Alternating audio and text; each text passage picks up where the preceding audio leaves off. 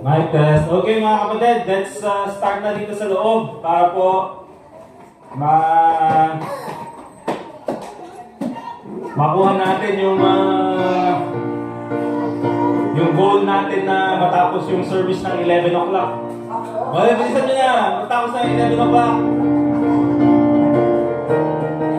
11 o'clock, kanina kayo matapos ng 11 o'clock. Ha? Ayan nga. Kumain na din? Ay! Ano ba? Hindi, sige, okay na. 11 o'clock, pero kung lumampas tayo ng 20 minutes, pasensya na.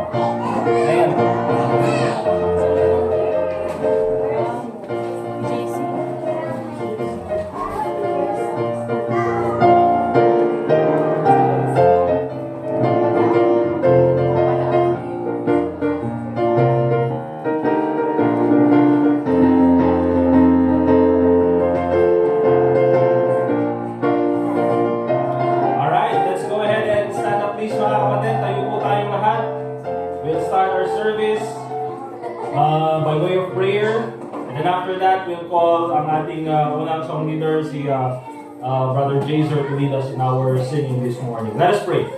Once again, Father God, we thank you for this time that we can continue our worship this morning. I pray, Lord, na ikaw pumuli ang makipag-usap sa bawat isa sa amin through the Holy Spirit. I also pray, Lord, na ikaw din po, Panginoon, ang maging gabay namin this morning. Lord, please help us set our hearts and minds upon your word.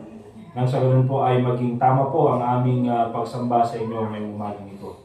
I also pray, Lord, that your Holy Spirit will speak to us once again this morning. I pray, Lord, na ikaw po ang maging focus at ikaw po ang maging laman ng aming mga panalangin, ng aming mga kanta. At lalong-lalo na po, Panginoon, ang pangaral ng iyong salita. So once again, Panginoon, ikaw po sanang mabigyan ng kapurihan sa lahat ng aming gagawin ngayong umagang ito. And also pray in the name of the Lord Jesus Christ. Amen. Let's remain standing, please. We'll call on Brother Jazer, and then after that, we'll call Brother Dustin.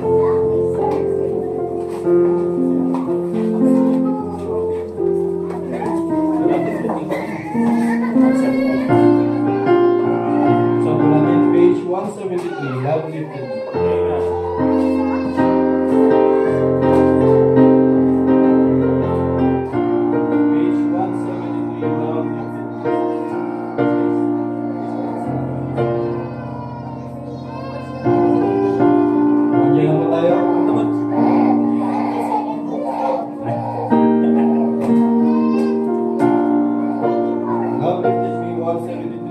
On the first stanza, ready, sing. I will sing indeed and sing far from the peaceful shore.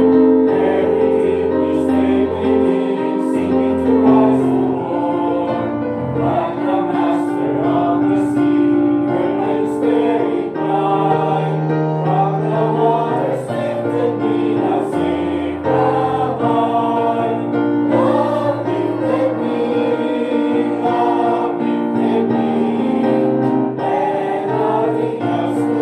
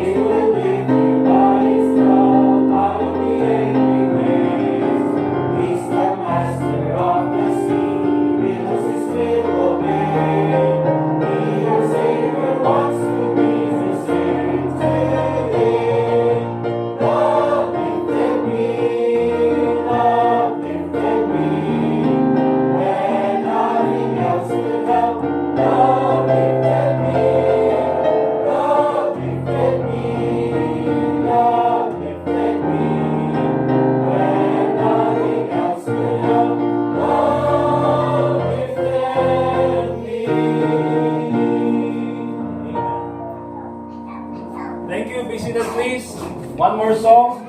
Kantahin po natin Such Love by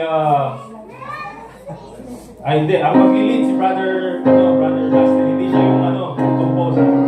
Brother Dustin.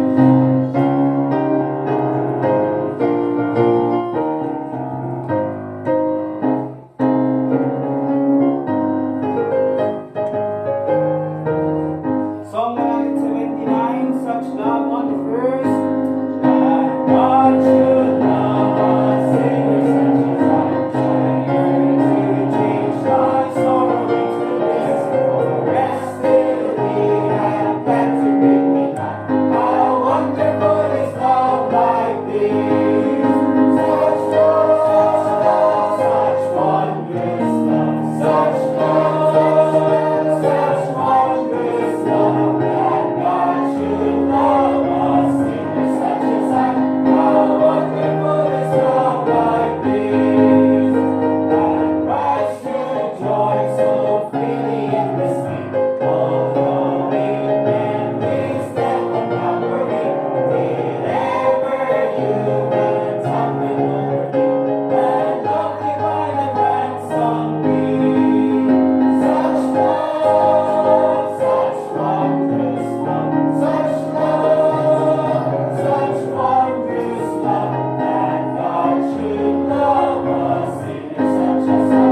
How wonderful is love like this, that for a willful actor such as I, the Father planned a Savior then in life, redemption for a worthless guilty body, whom all have loyal grace divine.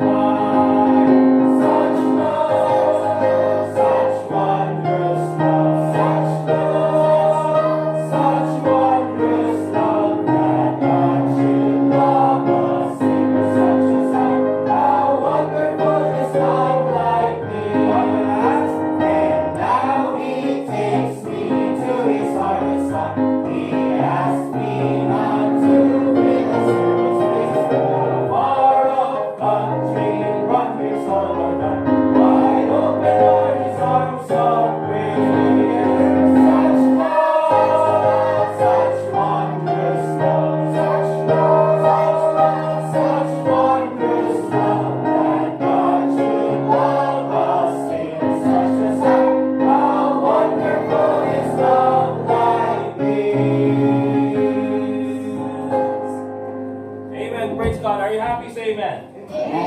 Amen. Once again, thank you po for being here this morning. At tayo po ay nagkasama-sama muli in worshiping our Lord Jesus Christ. Thank you dahil na despite medyo makulimlim yung ating weather ay you still decided to come to our church. Okay? And of course, mga kapatid, nagpapasalamat ako, but the one who expects you to be here is none other than the Lord Jesus Christ. Amen? But of course, nagpapasalamat ako. Bakit? Ang hirap mag-preach na walang makikinig. Di ba? At least meron kayo na nandito kayo ngayong umagang ito. We'll just have a few announcements, mga kapatid. Let's continue to pray for our brethren na may sakit sa panahong ito. Meron po ba tayong mga kapatid na may sakit ngayon? Wala pa naman? O yung mga ka-age pa? Sige. Ay, si Chanel. O si Chanel yung kapatid ni Megan at saka ni Mio. May sakit siya. May sakit na? Trangkaso? May fever. Pag-pray natin. Ganun na rin yung mga ka-age ko. Mga 30 plus. Hindi na kayo college. Mahina na tayo. Ako kasi parang isip ko pa rin nasa 20s pa lang na ulan, sige. Kaya nung palagi ako nagkakasakit eh. Nare-realize ko na wala, mahina na ako. Konting ambon lang nagkakasakit na agad. Okay? So, magpayong kayo, magdala kayo ng mga, mga portable na kapote.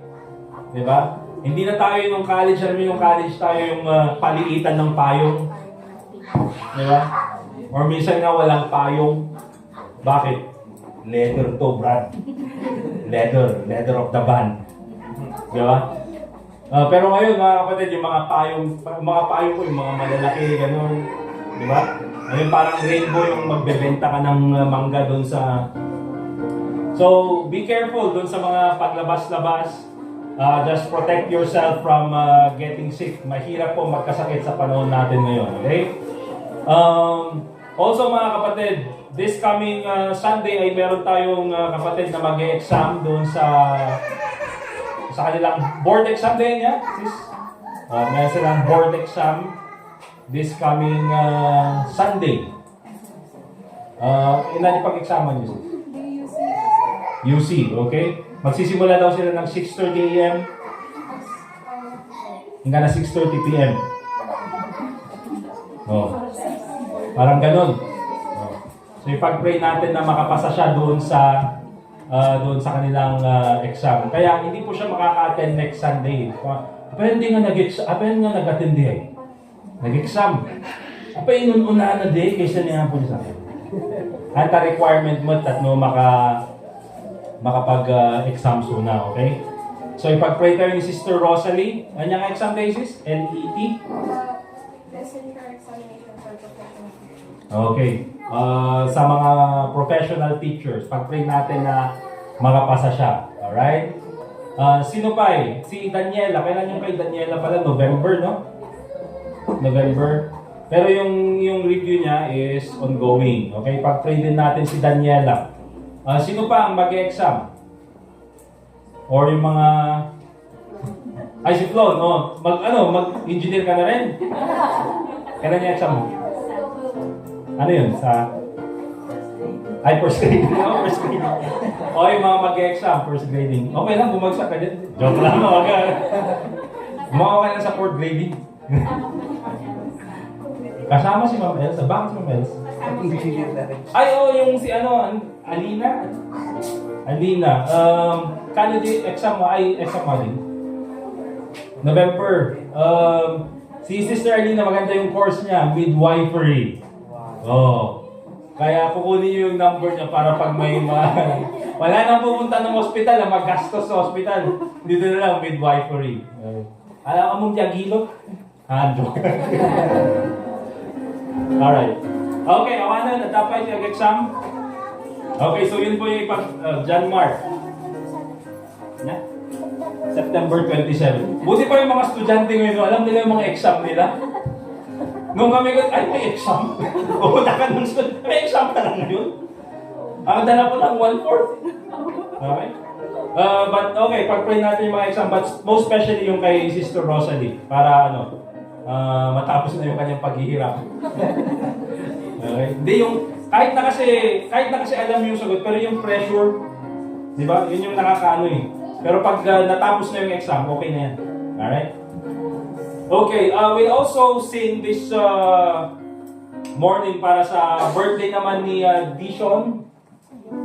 Asher, tsaka si Dishon. Si Asher, manong taon mo? 11? 7, 11. Alam niyo mga kapatid, ang birthday nila ngayong araw, parehas. Hindi sila kambal mga kapatid ha. Pero si Aleli mautak. Para minsanan yung handa.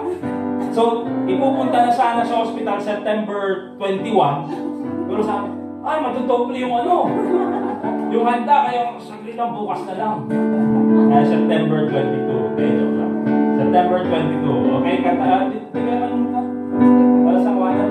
Ako pwede sa custom ng mga bata. Wala ko. May mga gift yung mga bata kaso nasa Shenzhen, China pa. Hindi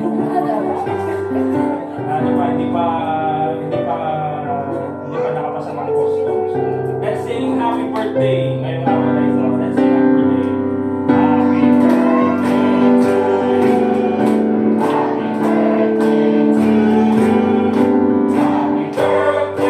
Happy birthday to you. Happy birthday, happy birthday. Happy birthday to you. Happy birthday, Kuya. Okay. Alright, so tapos na yon. We'll have one more song. Ano bang? Ayo, may Bible reading pala tayo. Let's go ahead and stand up please. We'll call Brother Anthony for our Bible reading. And then after that, yung ating congregational singing and then special number.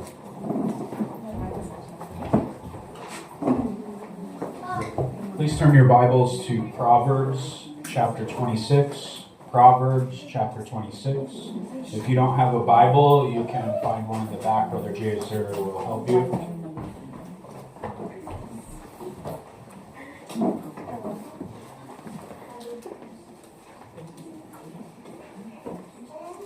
Proverbs chapter 26. Please follow along as I read. As snow in summer and as rain in harvest, so honor is not seemly for a fool. As the bird by wandering, as the swallow by flying, so the curse causeless shall not come. A whip for the horse, a bridle for the ass, and a rod for the fool's back.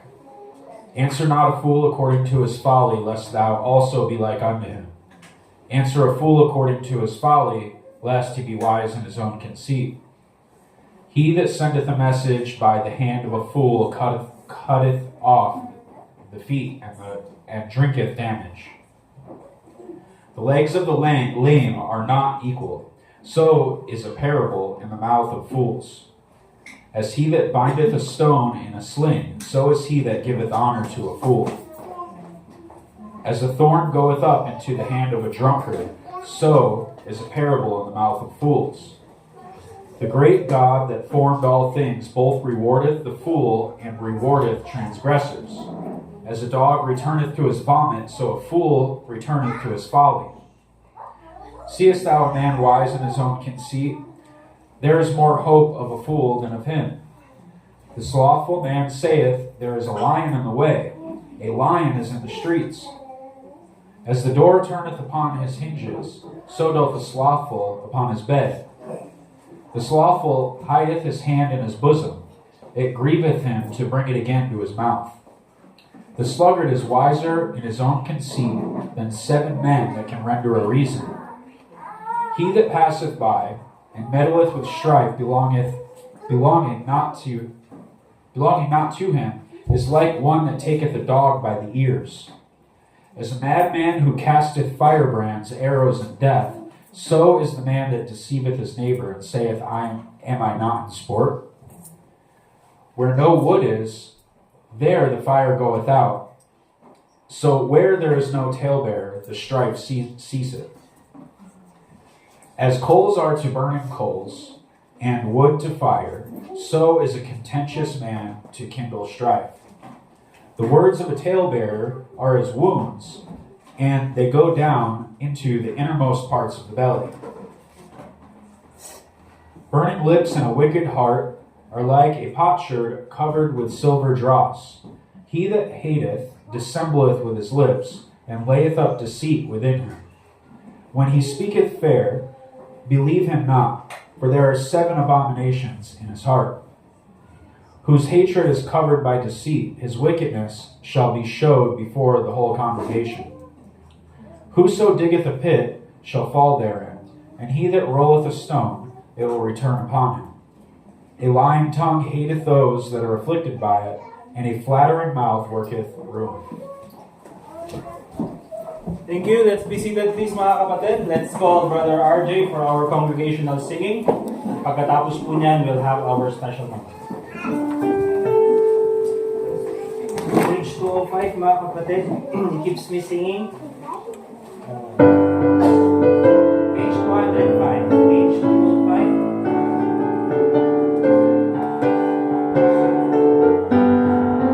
All together now on the first verse. There's within my heart a melody. Jesus is the sweet and low. And while I await these peace be still. And flow. Jesus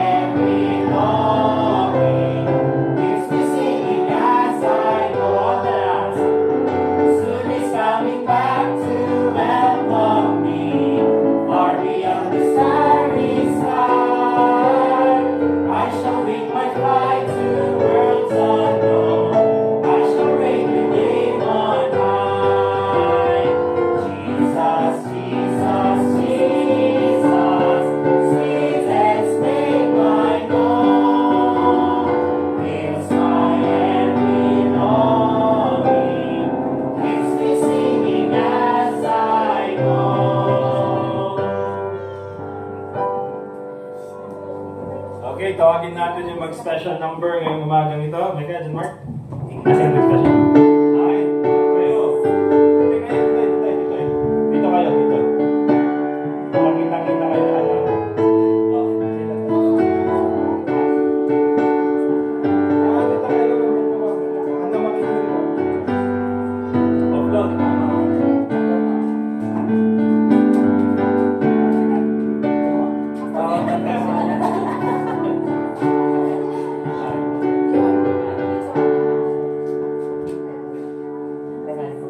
Oh, yan, kasta. Well, mayan.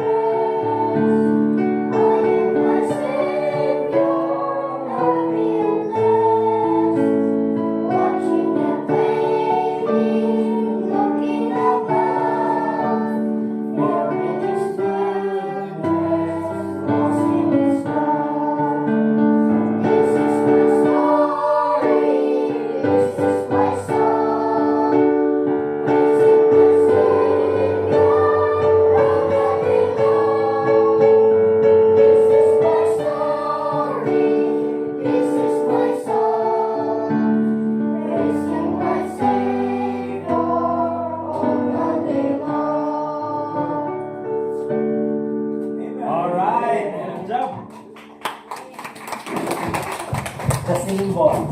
Thank you, mga intro boys. Alright,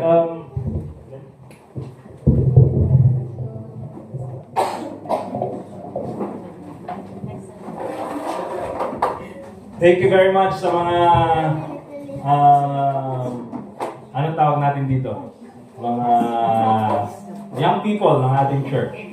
Okay, young people na boys to men. Oh, boys to men. Ayan kayo. Okay? Boys to men. Alright? But, really mga kapatid, kung titignan niyo po yung mga bata na yan, manatawan mo, Silo? 9. Ni Flon. Flon, ang taon? 12. 5 years from now, mga kapatid, mga teenager na yung mga yan. Okay? And you know what? Ang mundo, yung mga Dishon, ilang taon ka na Dishon? 12 na rin, di ba? Ay, Asher, 12 na rin. 11, magto-12 na. Ay, 11 ngayon. Ang mundo po mga kapatid ay galit na galit sa mga young people. Especially sa mga Kristiyano. And ang gusto ni Satanas is he wants to take these children for his own. And so it's our responsibility bilang church mga kapatid to guide them. Okay? Kaya pag-pray po natin ang mga ito, nang sa ganun ay yung mga pagkakamali natin in the past ay hindi na nila gawin.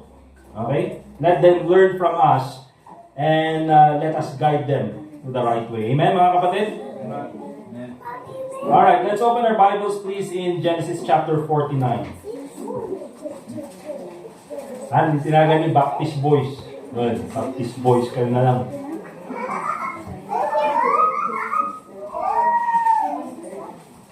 Genesis chapter 49.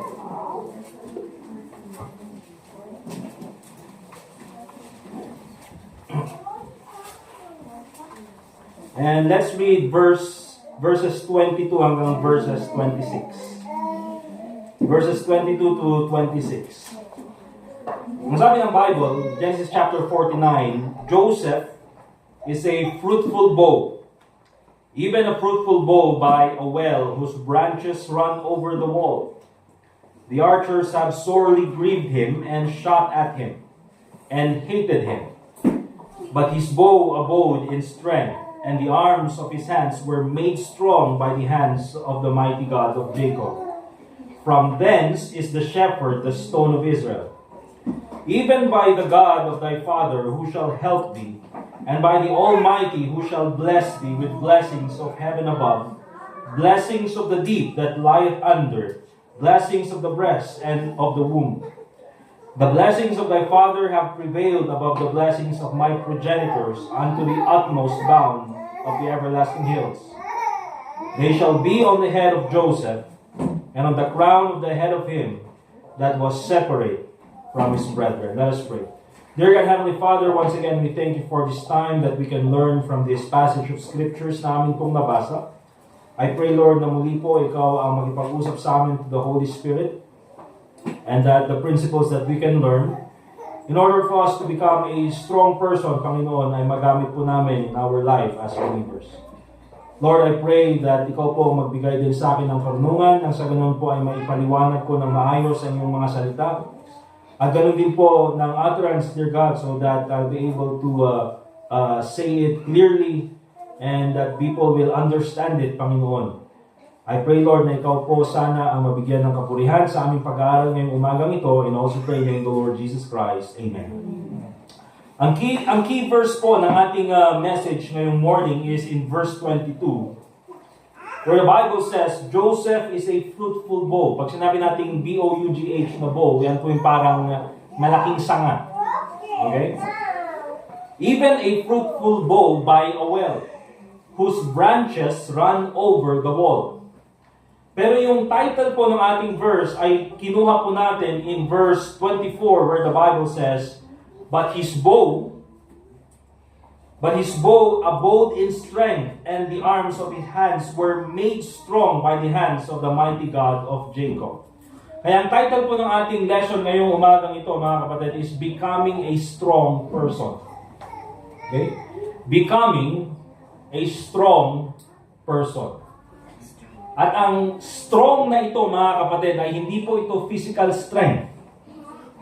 Kasi kung yun lang pong pag-usapan natin, mga kapatid, punta kayo sa gym. Yun na lang, become a strong person.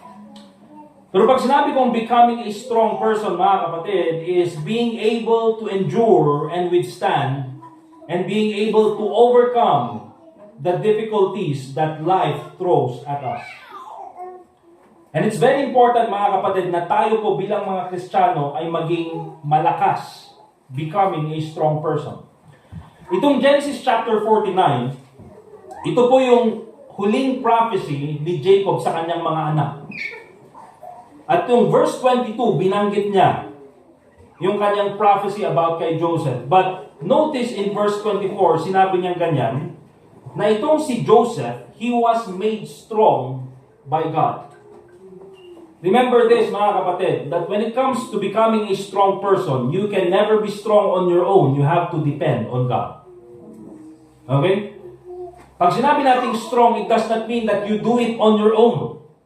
Pag sinabi nating strong, it means you are depending on the right person. And that is none other than God. Amen? Yan po yung ibig sabihin, depending on God. Kaya it's very important for us to become a strong person. Now, bilang part po ng ating introduction, let me just mention to you some reasons why it's very important for us to become a strong person. Bakit importante na tayo ay maging matibay at malakas? Unang-una, be strong for the people depending on you. Be strong for the people depending on you. In verse 22, ang sabi ng Bible, Joseph is a fruitful bow, even a fruitful bow by a well. Napakaganda, mga kapatid, na makita itong si Joseph, that he is fruitful. Yun yung sabi ng kanyang ama. And ito, mga kapatid, kitang-kita naman sa buhay ni Joseph, kasi ito binanggit ni Jacob nung naandun na sila sa Egypt. At nakita niya na ito nga si Joseph talaga, ang daming blessing sa kanyang buhay. So itong fruitful na ito, itong si Joseph, he is a blessed person. Pero kung titignan po natin, he was not only blessed. God did not only bless him para lang sa kanya or para sa kanyang pamilya. God also blessed him for the people around him. Bakit? Ang sabi ng Bible, whose branches run over the wall. tayo mga kapatid, bilang mga tao, we have this, sabihin nating wall or circle, na kung titignan po natin, this is our responsibility. For instance, ang responsibility mo is your own family. You provide for your own family. You do your best para sa iyong pamilya because those are the people depending on you. But you know what mga kapatid, hindi ka lang i-bless ng Panginoon para lang sa iyong sarili. God also blesses you for your family. Okay? Pero ang gusto kong makita natin mga kapatid ay itong si Joseph, his responsibility or yung kanyang blessing ay hindi lang naging limited sa kanya and sa kanyang pamilya, but even to his brothers, even to the people around him. Kasi kung titignan po natin mga kapatid, even po sa buhay nitong si Joseph, lahat po ng pinuntahan niyang mga lugar, they were blessed because of him. Potiphar's house was blessed because of him. The prison house was blessed because of him. Even yung buong country ng Egypt was blessed because of him. And of course, his brethren, his brothers, were blessed because of him. Remember this, mga kapatid. It's very important na ikaw ay maging malakas. Ikaw ay maging matatag. Bakit? There are people around you. You have to be strong for them. Sino lang magiging malakas? Who is going to be strong in your family if you start quitting? Si pag tumigil ka kapag ikaw ay sumuko, sino lang magiging malakas para sa iyong pamilya? If you're a father, kung ikaw ay isang tatay at ikaw ay sumuko, sino na lang magiging malakas para sa iyong pamilya? Kung ikaw ay isang nanay at ikaw ay sumuko, sino na lang ang magiging malakas para sa iyong pamilya? See? Kung ikaw yung breadwinner ng iyong pamilya, sino na lang ang magiging malakas para sa iyong pamilya? If you quit, mga kapatid, that's why you have to be strong for the people depending around you. Even when it comes to church. Okay? Even when it comes to church, remember mga kapatid, who is going to be strong for the church kung kayo, you quit coming to church? Kung kayo ay tumigil sa paninilbihan sa church? You see mga kapatid, as a preacher, I depend on you as much as you depend on me. Okay? Hindi pwedeng yung preacher lang or yung pastor lang malakas. Dapat lahat tayo mga kapatid malakas. So that kung may nanghina sa inyo, palakasin natin. At kung nanghina yung preacher, palakasin din natin. That is what we do. See, we depend on each other. Sino na lang magiging malakas sa iyong ministry if you quit? Who's going to be strong in your ministry if you quit? Nakita natin mga kapatid itong mga bata na ito. If we quit, kung tayo ay tumigil, sino na lang magiging guide nila? Sino na lang ang magiging, magtuturo sa kanila kung ano yung mga dapat na decisions na gawin nila? Who will pray for them if no one is strong for them? You see? Kaya it's very important, mga kapatid, that we are strong because there are people who depend on us.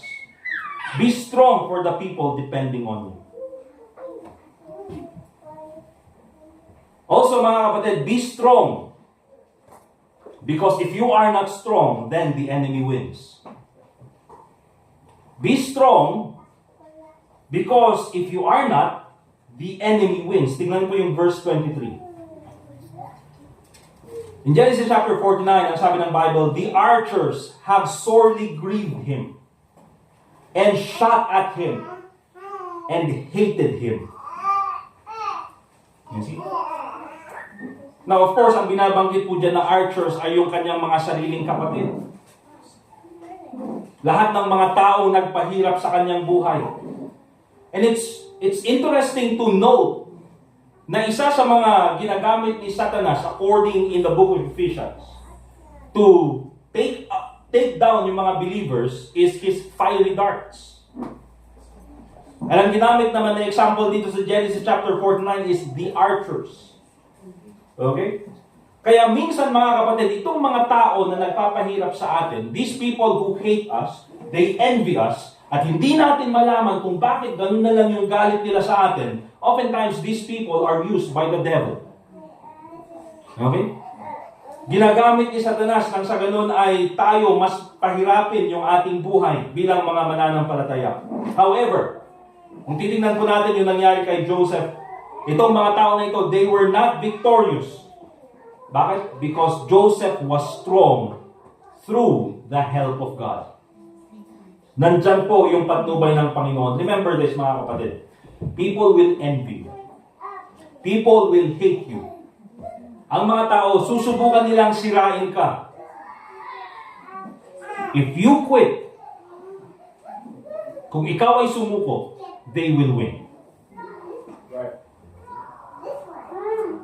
Pag ikaw tumigil, nanalo na sila. That's why it's very important, mga kapatid, that you be strong, because if you are not, the enemy wins. Huwag nating hayaan na manalo sila, mga kapatid.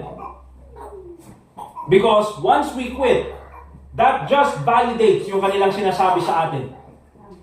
Okay? Also, why is it very important for us to become a strong person?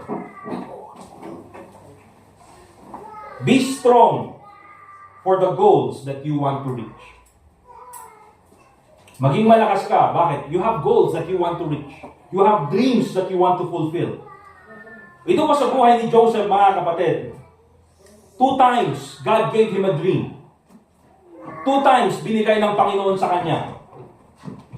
The first time, pinakita ng Panginoon through the sheaf, yung bundle of hay na inaayos ni Joseph. Okay? And then 11 sa mga yon, they bowed down to him. Anong sabi ng kanyang mga kapatid? Ano sa tingin mo? Kami magbabow down sa iyo? You see, that dream did not come from Joseph. That dream came from God. Okay? A second time, nagkaroon na naman ng panaginip itong si Joseph. And then yung 11 stars, and then the sun and the moon, they bowed down to Joseph. And then pinagalitan siya ng kanyang nanay at tatay. Ano sabi nila? Ano sa tingin mo? Kami magbabow down sa iyo. Remember, that is not a dream that came from Joseph. That is a dream that came from God. Right. Now, in the Old Testament, ganyan po makipag-usap ang Panginoon to His people. Bakit? They don't have the Bible yet. Nowadays, we do not believe in dreams. Bakit? Because we have the Bible. Okay? However, I would like all of us to know and understand that meron tayong mga certain goals and meron tayong mga certain dreams or sabihin na natin mga pangarap sa buhay. And I would like to tell you na yung mga pangarap na yan, it is not an accident na ganyan ang pangarap mo sa buhay mo. Whether to be a teacher, an engineer, maging businessman, or kung ano man ang maging pangarap mo sa buhay, I believe, mga kapatid, that that is not an accident na binigay yan ng Panginoon sa iyo. Bakit? In Philippians chapter 2 verse 13, the Bible says, "For it is God which worketh in you both to will and to do of His good pleasure." Kasi mga kapatid, yung ating pong mga will, yung mga gusto natin gawin sa buhay natin, as long as it is in line with the Bible, as long as it does not contradict the Bible, mga kapatid, I believe that that is the work of God sa buhay natin. You see, bakit kaya yung iba sa atin, ang pangarap nila is maging teacher? You see, because you can use that profession to serve God. Bakit yung iba sa atin, ang pangarap natin maging engineer? Because you can use that to serve God. Okay? Now, why is it that my dream is to become an astronaut and it did not happen? Because I do not know how to use that to serve God. Okay? O, nakarating na ako sa second heaven, mga kapatid. Okay? But that's the thing, mga kapatid. Meron tayong mga pangarap na binigay sa atin ng Panginoon. And it's not an accident na binigayan ng Diyos sa'yo because you can use that to serve Him. As long as it does not violate the Word of God, syempre, alam namang sabihin natin, preacher, paano yung pangarap ko maging leader ng Pogo? Illegal yan. Okay? Pangalawa, sugal. Okay? Kaya alam po, hindi yan kalooban ng Panginoon. And you cannot call that a dream na galing sa Panginoon. Probably that is something that is selfish na galing sa iyo. Okay?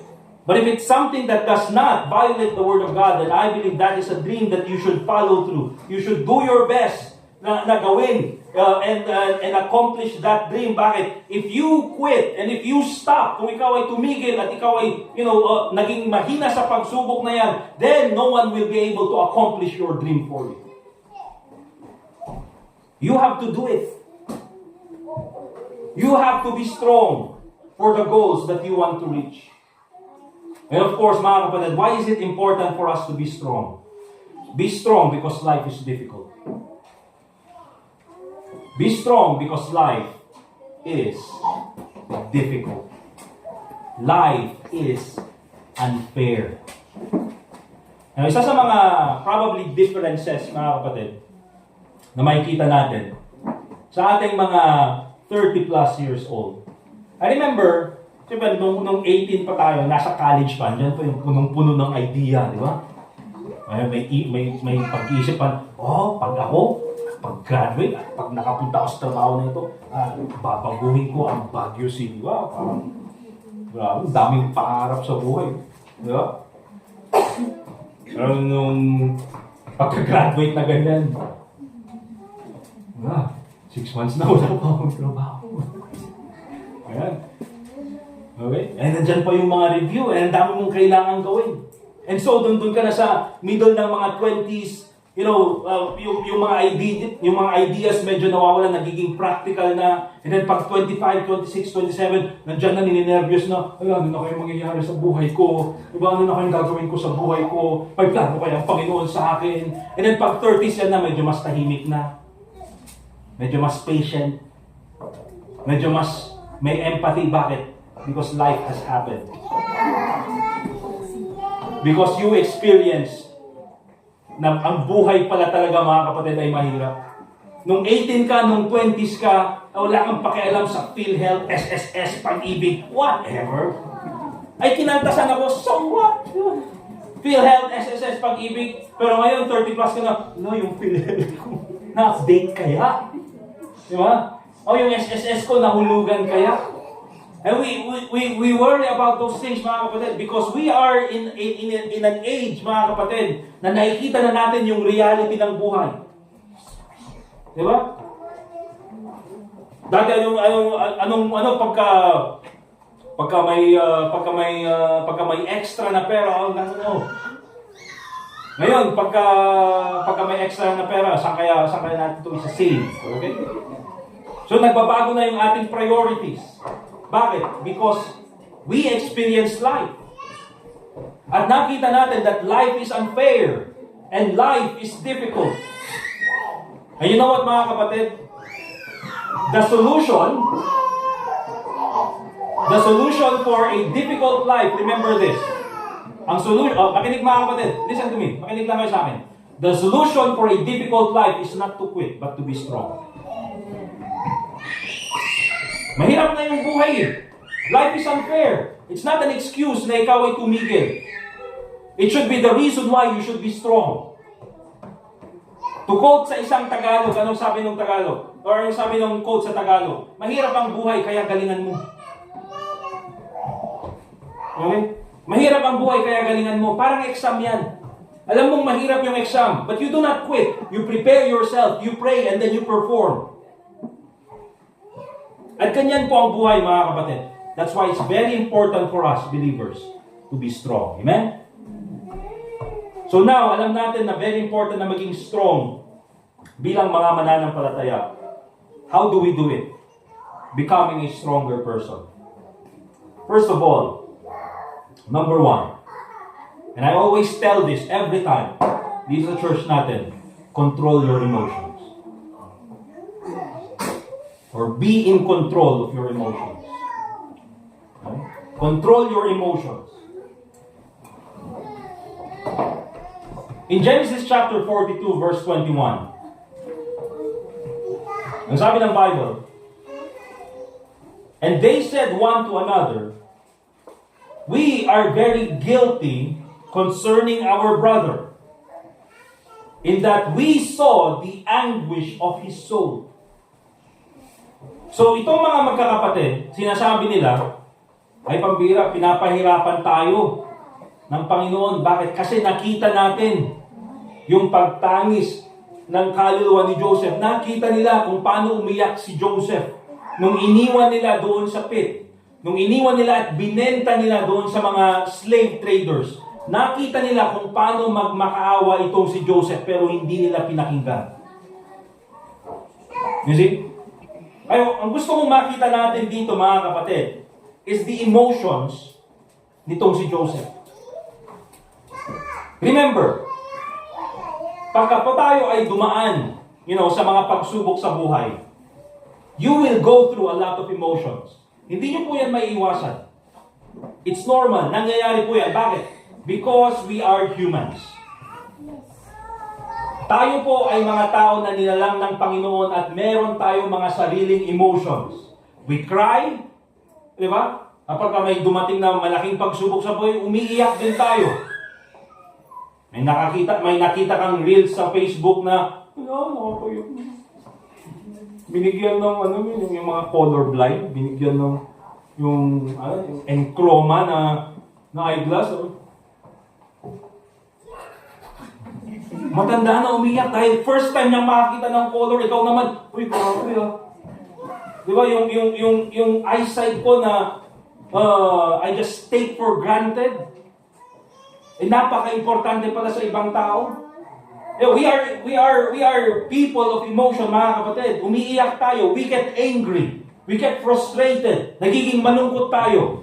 Bakit? Because we have those emotions. But ang importante, mga kapatid, is we should control those emotions. Ang masama kasi, is minsan, tayo yung kinokontrol ng emotion natin. Di ba? Minsan, tayo ay sabihin natin nagalit. At dahil nagalit tayo, anong decision natin? Wala na pupunta ng church forever. Bakit? Kasi nagalit ka. And you see, mga kapatid, hindi po yan yung tamang decision every time you are angry. That's why kung titignan po natin, all those decisions na ginagawa natin, kapag po tayo ay very, let's say, emotional, or oftentimes the wrong decision. Kaya ang sabi ko, we should control our emotions. And palagi kong sinasabi sa church, learn to control your emotions or your emotions will control you. Kaya meron po yung mga tao na dahil malungkot, diba? They make decisions very rashly. Dahil masaya, they make promises very rashly. Okay? Don't make decisions when you're angry. Don't make promises when you're happy. Bakit? Because oftentimes when you're emotional, that's when you make the wrong decision. A decision based on emotions, remember this mga kapatid, ang isang desisyon na nakabase sa emotion is an unstable decision. You know why? Because emotions are unstable. Emotions are unstable. Kaya pag gagawa po tayo, bakit mga kapatid? Minsan galit ka, and then may mangyari lang na konti, biglang, magbabago ulit yung emotion mo. So, emotions oftentimes are very unstable. Pwede kang magalit, and then after a few minutes, pwede kang maging masaya, and then a few minutes, pwede kang maging malungkot. Bakit? Because emotions are unstable. So, if you base your decision on those unstable emotions, magbabago yung decision mo.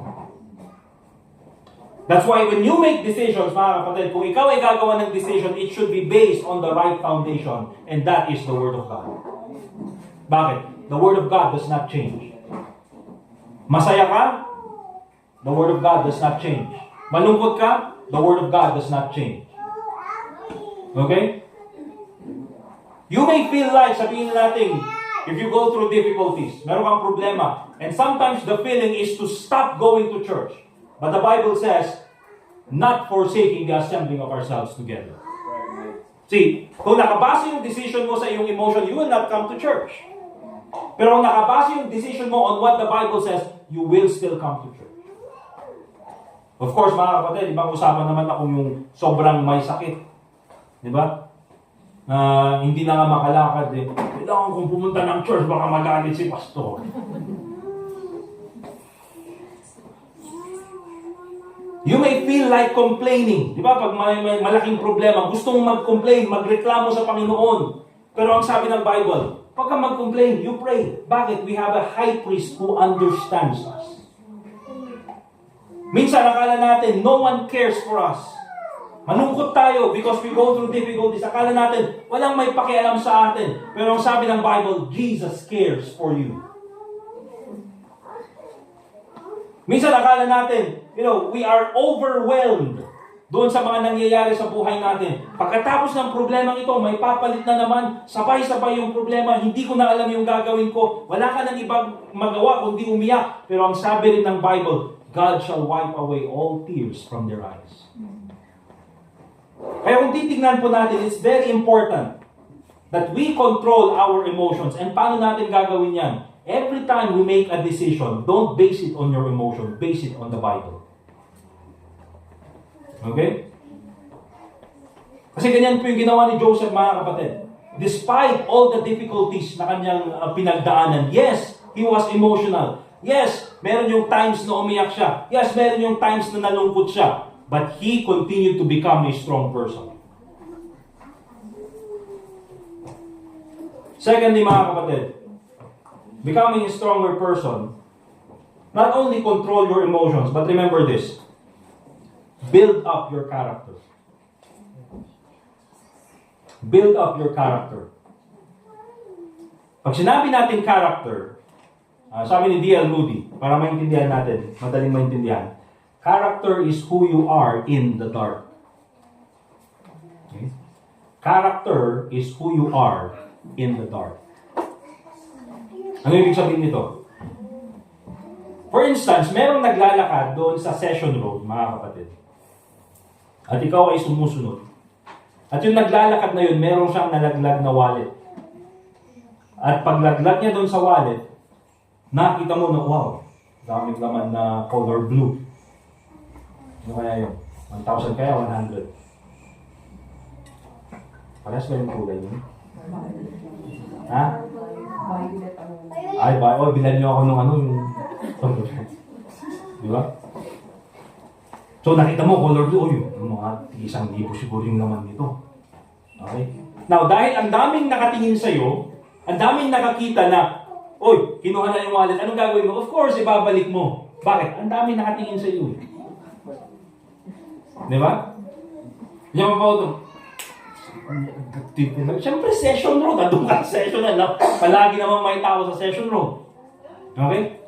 So, but that is not who you are. Who you really are is, kapag meron kang nakita, napulot na wallet na walang nakakita sa'yo.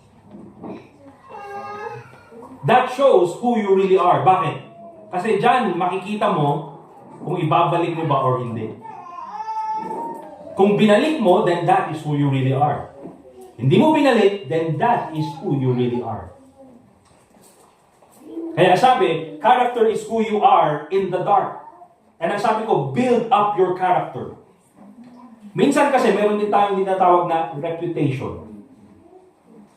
Now, pag sinabi naman natin reputation, this is people's perception of you. This is what people think about you. Kung bibigyan natin ng, sabihin na natin difference, character is who you are. Reputation is what people think you are. Or who people think you are. Nagets nyo? Okay? And in many occasions, mga kapatid, remember this, people can destroy your reputation, but they can never destroy your character. Right. Ang mga tao, pwede nilang sirain yung reputation mo. But they can never destroy your character. Kaya ang sabi ko, build up your character, not your reputation. Bakit? Yung reputation, pwedeng sirain yan ng ibang tao. But your character cannot be destroyed. Tignan niyo yung nangyari kay Joseph, mga kapatid. Even back in Genesis chapter 37, he was 17 years old. Pumunta siya doon sa field para bisitahin yung kanyang mga kapatid. nakita niya yung kanilang mga masamang ginagawa. What did he do? He went to his father. Sinumbong niya yung kanyang mga kapatid. He stood for the truth when he reported the evil deeds of his brethren. Okay? That is who Joseph is. Even though mag-isa niya, even though siya ay, sabihin natin, isa sa mga pinakabata, but he stood for the truth. Nung nakita niya yung mga masamang ginagawa ng kanyang mga kapatid. Also, nung siya ay nandun sa Potiphar's house, at nandyan yung Potiphar's wife. Okay? At siya ay tinem. At ang sabi ng Bible, walang ibang nandun sa bahay kundi yung asawa ng kanyang boss at siya lang. And he was tempted. But you know what? Nakita natin yung kanyang character. Because instead of taking advantage of his position, he ran away from temptation. That is who Joseph is. Nung naandun siya sa prison, mga kapatid, na binigay na sa kanya yung, sabi nga dun sa Bible, binigay niya sa kanya yung susi ng prison. Okay? Pero ang sabi ng Bible, still, hindi nagkaroon ng sabihin na nating problema or doubt yung keeper ng prison kay Joseph. Bakit? Because Joseph was honest. Ibig sabihin, itong si Joseph, anytime pwede siyang tumakas. Pero nakita nung keeper ng prison na pwedeng pagkatiwalaan itong tao na ito. And so makikita natin, that is who Joseph is. Kaya kung titingnan po natin, mga kapatid, our difficulties is not an excuse for us to change our character. Hindi po natin pwedeng sabihin na, ay, ganito kasi ako dahil ang dami kong pinagdaanan sa buhay. Kaya, naging bitter ako dahil ang dami kong pinagdaanan sa buhay. No, mga kapatid. Difficulties reveal who you really are. Temptations reveal who you really are. At kaya kung titignan po natin, what's the result of this? Itong si Joseph, building up his character, even though nandun siya sa gitna ng maraming pagsubok. What's the result of this? The Bible says, God was with Joseph. Sa buhay ni Joseph, his reputation was destroyed. He was falsely accused by his brethren. Ninagay sa Potiphar's house, falsely accused by Potiphar's wife. Anong ibig sabihin niyan? His reputation is destroyed. Okay? Sira na yung kanyang reputation. But they can never destroy his character. Bakit? The presence of God proves his character. Right. Kaya remember, people may succeed in destroying your reputation at pwede nilang gawin yan, mga kapatid. Pwede silang maging successful na sirain ang iyong reputation. But remember this, the presence of God will prove your character. Kaya tulad po ng sabi ko, mga kapatid, build up your character. Huwag po yung reputation. Yung reputation oftentimes pwedeng sirain. Yung reputation oftentimes very, I would say, pretentious. Sometimes when it comes to reputation, we pretend to be something who we are not. Okay? Gusto natin ipakita yung sarili natin na, hindi naman tayo talaga yung tao na yun. But you see, our character is who we really are at yan po yung nakikita ng Panginoon. And even if you have a good reputation, but if you have bad character, do you think the presence of God will be with you? Kaya nga po, kung titignan natin yung buhay ni Joseph, mga kapatid, what made the difference dito sa buhay ni Joseph? It was the presence of God. Kasi ang dami niyang pinagdaanan na pagsubok sa buhay, but still, the presence of God was with him. Bakit? Because of his character. Number 3, mga kapatid. It's so very important. Consider the purpose of God in every situation. If you are going to become a stronger person, consider the purpose of God in every situation. Genesis chapter 50, verse 18.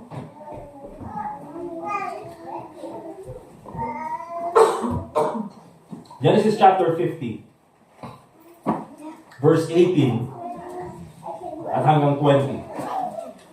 Sabi ng Bible, and his brethren also went and fell down before his face. And they said, behold, we be thy servants. Kasi nung namatay na si Jacob, dun sa Genesis chapter 49, magkatapos niyang sabihin yung kanyang prophecy about sa magkakapatid.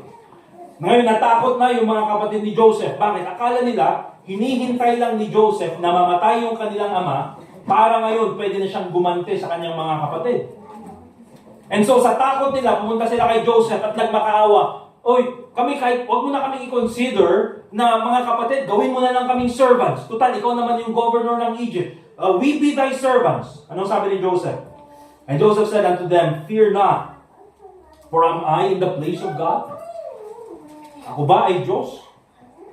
And sabi niya sa verse 20, but as for you, ye thought evil against me, but God meant it unto good, to bring to pass as it is this day, to save much people alive. Ano sabi ni Joseph? Kayo, meron kayong mga masamang ginawa sa akin. Kinaingitin niya ako, you destroyed my reputation, binenta niyo ako sa slavery, you did all of those things against me. In your perspective, these are evil. But you know what? In God's perspective, He has a plan and a purpose for me. And so it's very important, mga kapatid, that in every situation, in every difficulty na pagdaraanan natin, we always consider the plan of God. We always consider the purpose of God in every situation. Okay? Hindi man natin maintindihan. You don't need to understand, mga kapatid, kung ano. And you don't need to identify kung ano yung purpose ng Panginoon. You just need to understand that God has a purpose. Amen? God does not need to be specific. Ang kailangan mo lang malaman is God has a purpose. Notice, mga kapatid, that when Joseph, nung itong si Joseph, okay? When God showed Joseph his dream of yung his brethren bowing to him. Okay? Nung pinakita yan ng Panginoon kay Joseph, He did not show the difficulties that Joseph will go through. Napansin niyo po yun? Pinakita ng Panginoon, ito yung purpose ko para sa iyo. In your dream, this is what's going to happen to you. But God did not show the path. Or God did not show the pain. Or God did not show the difficulties that He will go through. Ang pinakita niya lang is the purpose. Or the dream. And you know why, mga kapatid? I think, kung ipinakita yun ng Panginoon kay Joseph, baka ayaw niya. And katulad natin, you see, na, yes, meron tayong dream na gusto kong maging, engineer, gusto kong maging preacher, gusto kong maging kagamit-gamit sa Panginoon, gusto kong maging successful na businessman. I want to be this so I can be used by God para mas maging kagamit-gamit ako sa Panginoon. I want to be all of these for the Lord Jesus Christ. God put that in your mind. God put that in your heart because He has a purpose for you. But you don't know the pain and the road and the difficulties you have to go through. Think about, mga kapatid, the emotional hurt na experience ni Joseph when his brothers sold him to slavery. Now, oftentimes kasi nakita lang natin, umiyak si Joseph. But think about, ano kaya kung ikaw yung binenta ng mga kapatid mo? Well, Brother Edgar, sila nga tanong, sila na ako daw Manong Steve. Per kilo nga daw. Hindi malit na.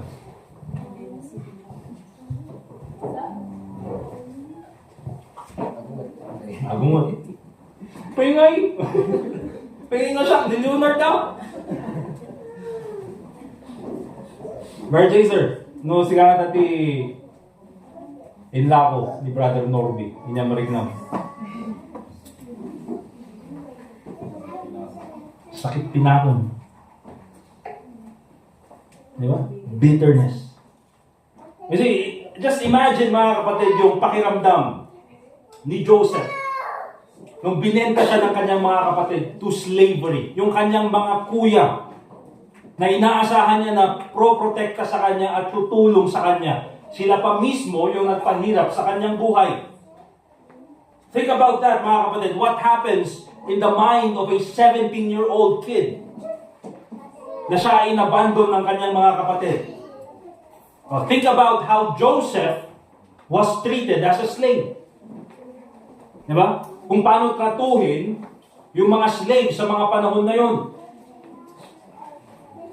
Think about, mga kapatid, the nights, yung mga panahon na itong si Joseph sa gitna ng gabi umiiyak dahil gusto niyang umuwi sa kanyang nanay at tatay.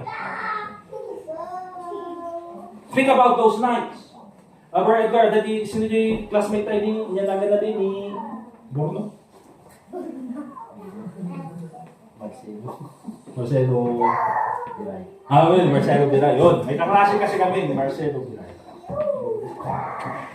21 years old kami, mukha siyang 35 noon. 35. 21 kami. Hindi kasi, parang, di ba parang tito na siya noon eh. Mula nung teenagers hanggang ngayon, tito din nagbago yung mukha. Okay? Pero isa sa kwento niya mga kapatid, is yung tito niya kasi ay nandun sa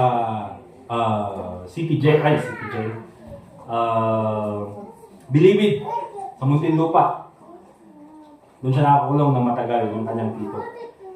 And ang kwento ng kanyang tito sa kanya is this. Noong 90s and early 2000s, magkaselda sila ni Robin Padilla. Ano sabi niya ganyan? Awan ti Rabi A, nahan nga nagsangsangit si Robin Padilla. Walang gabi na hindi umiyak si Robin Padilla. Hindi. Si Robin Padilla, mga kapatid, guilty na yun, ha? But also, makikita nyo yung nawala kay Robin Padilla. Ngayon, kung si Robin Padilla, mga kapatid, ay umiyak, how much more itong 17-year-old binenta sa slavery, trinato na parang slave, ginawang alipin sa bahay ni Potiphar, falsely accused, nilagay sa kulungan, how do you think he will feel during that time? Not to mention, mga kapatid, before he was able to realize his dream sa kanyang buhay, it took him 13 years. From 17 years old, in Genesis 41 verse 46, the Bible says, and Joseph was 30 years old when he stood before Pharaoh, king of Egypt. 13 years, mga kapatid, na siya ay dumaan sa hirap in a lot of difficulties. And oftentimes, sasabihin natin, ang tagal naman ng problema ko na ito. Bakit? Matagal ba yung problema mo? Kahapon pa.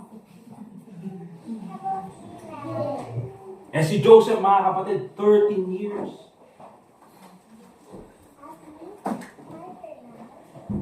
Therefore, mga kapatid, in everything we go through, sa lahat po ng ating pagdaraanan, we must believe that God has a purpose for us. Amen? We must believe that God has a purpose for us. And I believe, personally, I truly believe that having that mindset will get you through anything. Having that mindset na kahit anong problema darating sa buhay mo, God has a purpose for you. It will get you through anything. Amen. You know why, mga kapatid? Dito kay Joseph, wala siyang kuya. While he was at prison, wala siyang Bible na hawak. Nagets niyo ba? Wala siyang hawak na Bible. Walang pupunta sa kanila at magba-Bible study. Wala naman siyang pastor, wala siyang preacher. Walang spiritual guide itong si Joseph. Walang bumibisita sa kanya para mag-encourage si Joseph. He was just there 13 years. Alam niyo yung pinanghawakan niya, mga kapatid? That at one point, when he was 17 years old, God showed him a dream. And that was enough for him to go through 13 years of difficult life. Kaya kung nakita natin mga kapatid, ang hirap naman, it's difficult to wait, it's difficult to be patient, it's difficult to go through all these things. Bakit ganito na lang hindi matapos? Just remember, just believe that God has a purpose in every situation. You don't need to know what it is, but just believe that God has a purpose.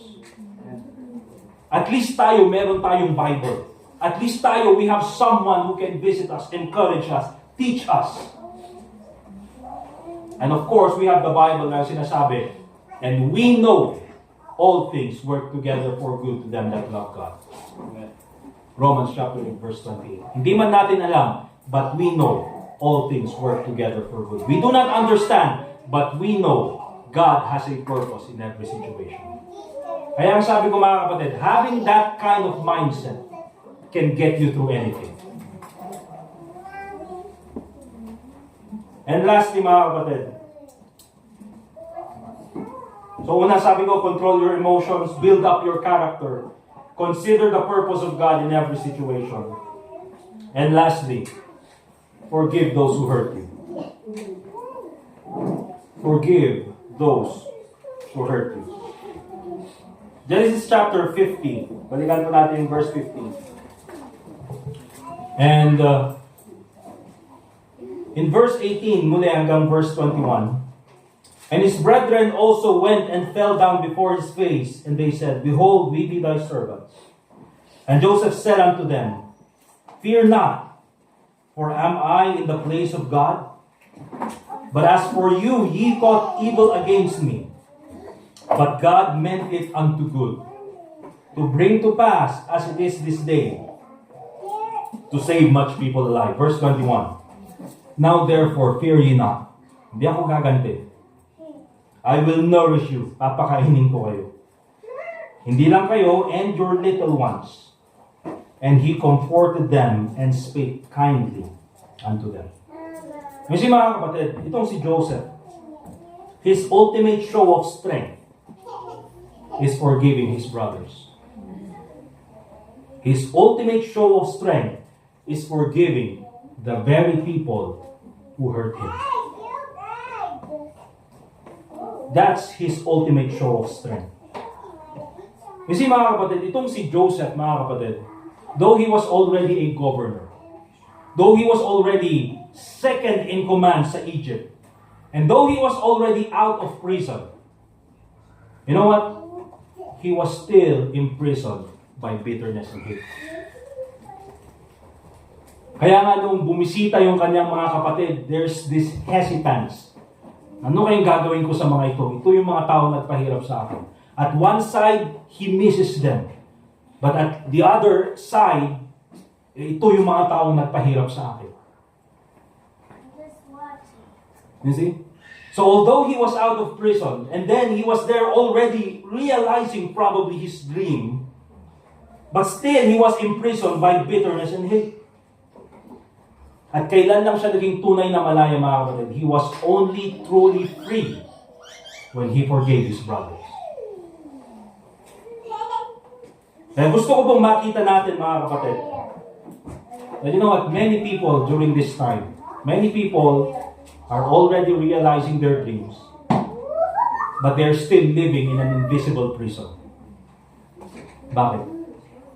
They refuse to forgive.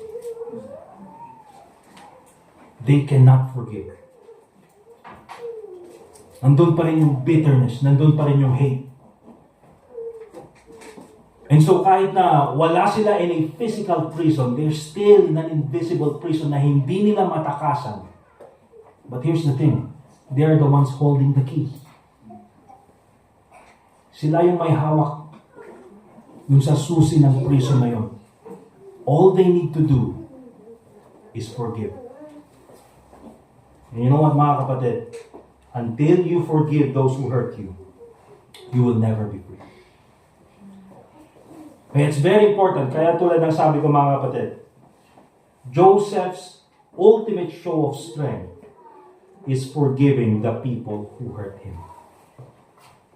Minsan mga kapatid, ayaw nating magpatawad kasi sinasabi natin, oh, hindi nila deserve. After what they did to me, after lahat ng ginawa nila sa akin, tapos papatawarin ko na. You know, remember this mga kapatid, yes, learn from your mistakes. Learn from what they did to you. But forgive them. Okay? Because until you forgive them, you will never be truly free. So if you're going to become a stronger person, control your emotions, build up your character, consider the purpose of God in every situation, and lastly, forgive those who hurt you. Sa ating pagtatapos, let's go back to Genesis chapter 49, verse 22.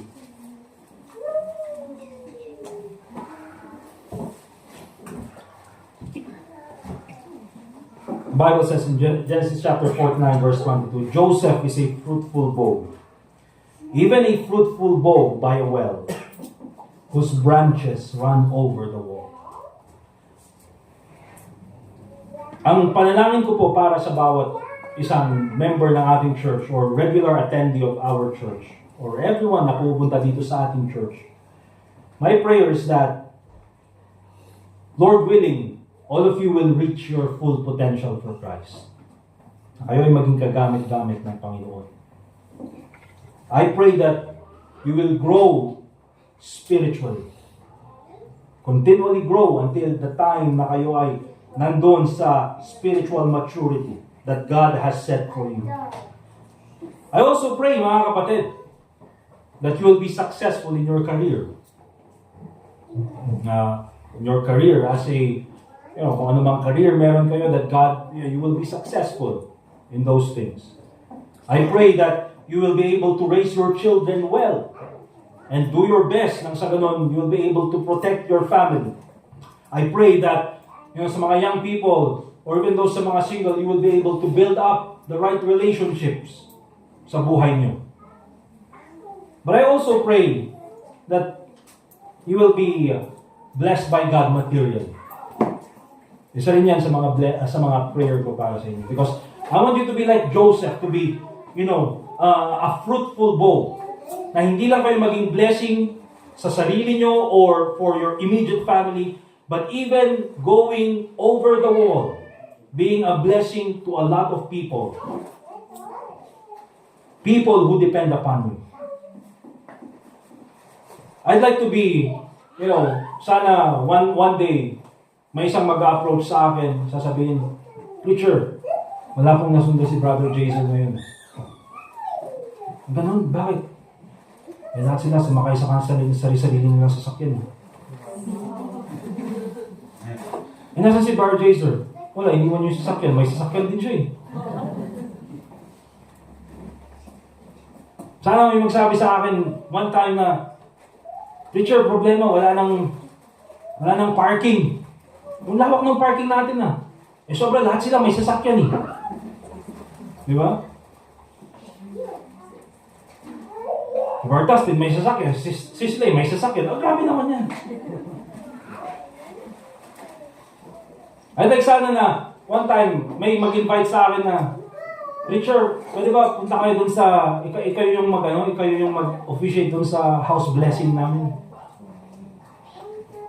I'd like sana na may pumunta dito at, Preacher, pwede bang ikaw yung mag-officiate or mag-preach dun sa bagong opening ng branch namin? Yung business namin sa La Union. Yung Pogo. Yung akong idamay dyan, ha? Pwede ba ikaw, preacher, yung mag-officiate doon sa celebration namin kasi na-promote ako sa work. Kasi RJ, kasi ako na yung head ng NGCP. Lahat ng members dito, libre yung kuryente. Walang power interruption forever. Ang ganda sana mga kapatid, no? See, ganun po yung prayer ko para sa inyo. But you know what?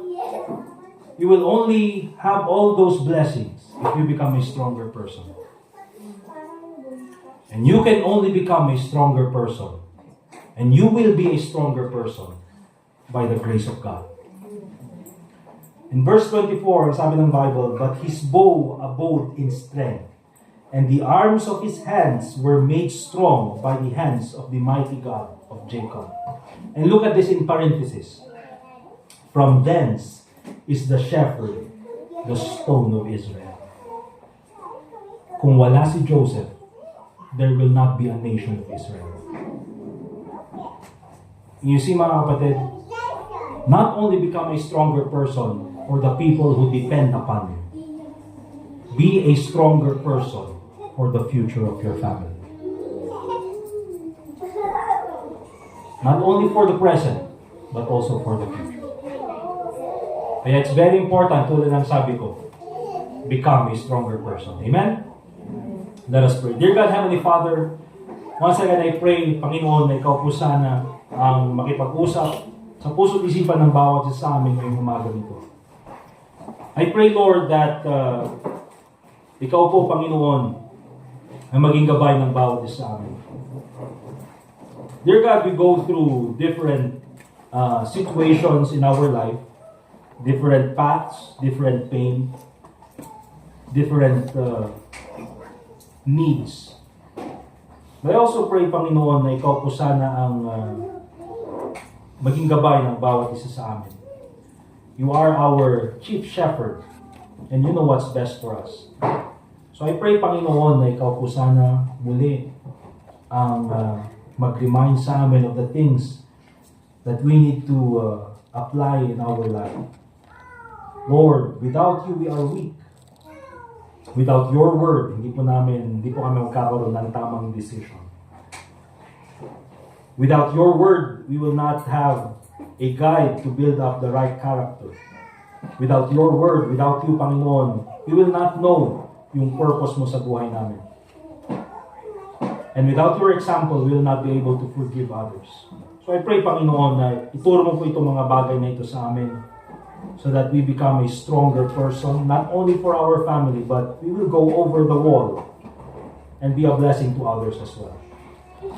So I pray, Panginoon, that you be the one to guide us this morning. Help us pray for the right things. And I pray, Lord, that you be the one to be glorified in everything that we do in the remainder of our service this morning. We also pray in the name of the Lord Jesus Christ. Let's continue to pray, mga kapatid.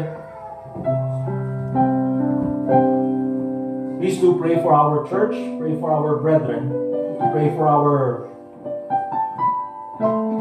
brothers and sisters na magkakaroon ng exam this month.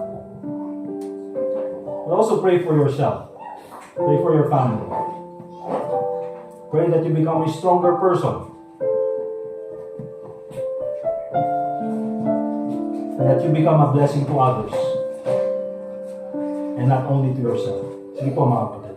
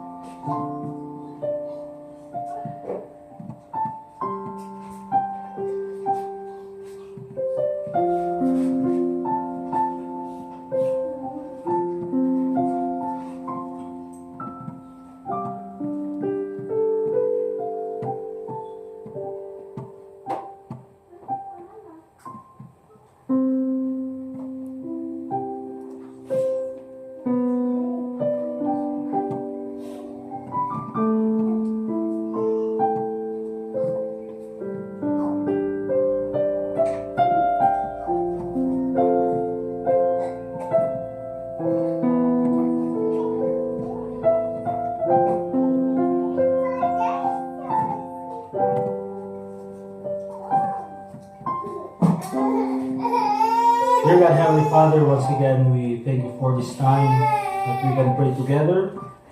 I pray, Lord, na ikaw po sana ang magbigay ng kasagutan sa prayer po ng bawat isa this morning. Lord, thank you for your word. Nagbibigay ng reminder sa amin and encouragement. Lord, I pray that we will be strengthened with the lessons that we have learned this day. And your name be glorified sa lahat po ng aming gagawin. And also pray in the name of the Lord Jesus Christ. And all God's people say, Amen. Alright, let's prepare po yung ating mga offering. Asan yun? Picture. Nakatay na.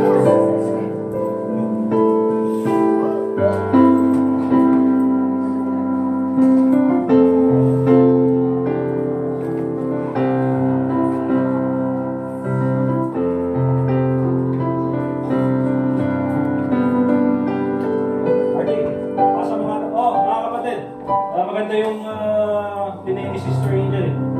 Picturean nyo yung His Way is Perfect, kantahin natin. Pasok, picture nyo. Yung picturean nyo ha. Kawawa naman yung naka-30 to 10, may naka-30 to 10 yung mga 5110. Yung may pwede mong tanggalin yung antena tapos pang gano'n.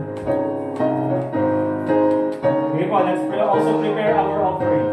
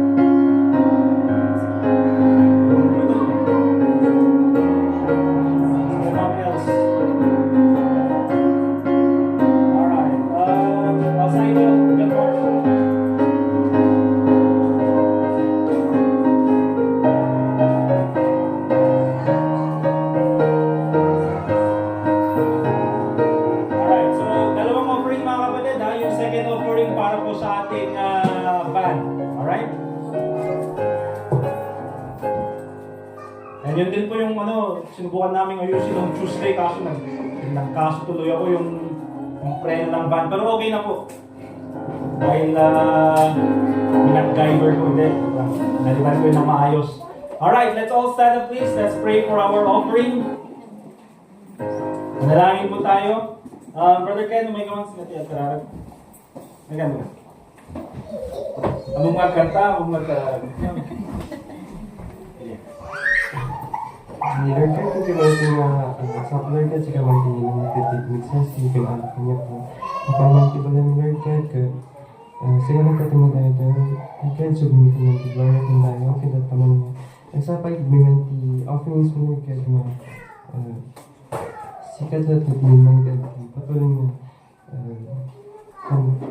Di pa naman daw Lord God na blessings Lord God, katulad ito at me, tilipans me. Amen. Amen. Alright, let's give our offering.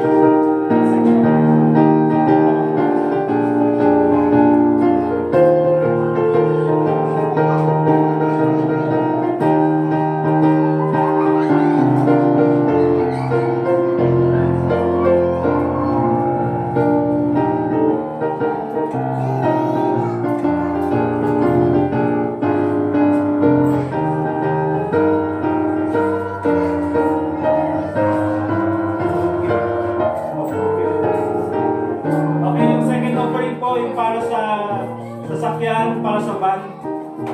Hey, Brad, Ken.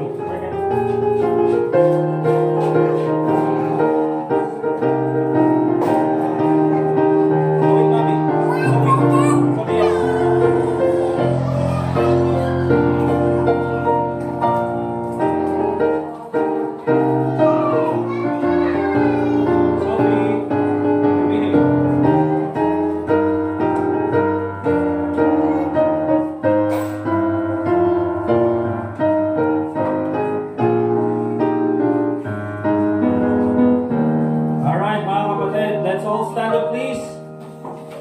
And we'll sing our last song this morning. Kantahin po natin, His Way is Perfect. And then for our closing prayer, tawagin po natin si Brother Hector for our closing prayer. Okay, alusan niyo ba yan? Mabasa niyo. Alright, all together on the first stanza.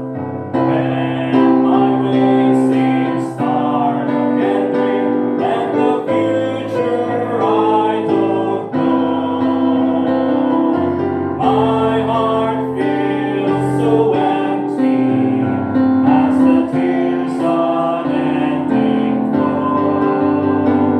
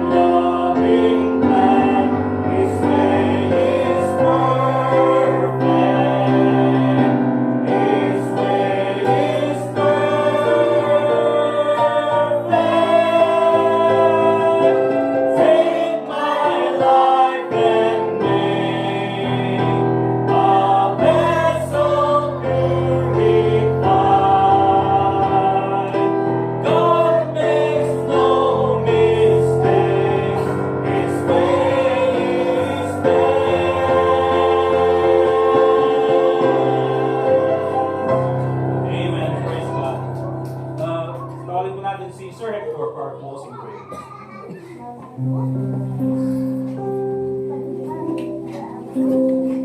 Lord, thank you again that you have gathered us this morning. Thank you, Father, for the worship service that we had together with brothers and sisters. Thank you, Father, for the encouragement. Thank you also for the challenge.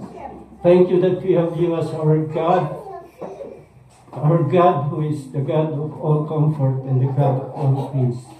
Thank you, Father, that we can continue to serve you and we can continue to serve one another. Yes. We ask this in Christ's name. Amen. Amen. Thank you very much, mga kapatid. We're dismissed. Let's shake hands, let's fellowship, and let's enjoy spending time with one another.